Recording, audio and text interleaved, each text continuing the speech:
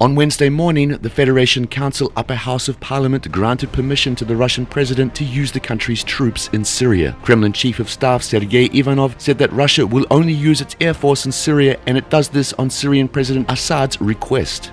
On Wednesday afternoon, the Russian Air Force began to conduct air raids against the Islamic rebels of Jabhat al-Nusra inside the Latakia and Hama governorates in the western part of Syria. These provinces would reportedly be the primary target for the Russian Air Force and the Syrian Arab Army. According to scrappy reports, the Russian Air Force targeted the areas of Al-Latamina, Kafzita, the Jabal Azawi, Kasab, and Diahana.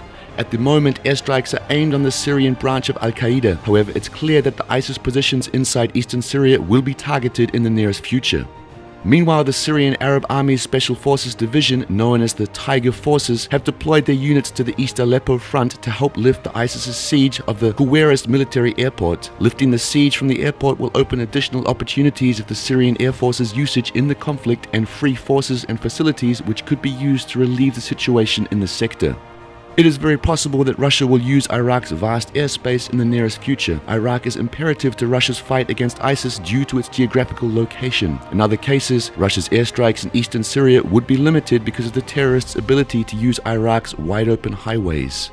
Earlier, South Front Analysis and Intelligence reported that Russia, Iran, Iraq, and Syria have made an agreement to set in Baghdad a joint information center coordinate their operations against ISIS. The positioning of Russian aircraft in Syria gives the Kremlin an ability to shape and control the battle space in both Syria and Iraq out of all proportion to the size of the Russian force. It could impact the US to accept a combined coalition with Russia, Syria, Iran, Iraq, and Lebanese Hezbollah in support of operations against ISIS and Jabhat al-Nusra. Separately, the contemporary situation can probably lead to the establishment of a permanent Russian air and naval base in the eastern Mediterranean.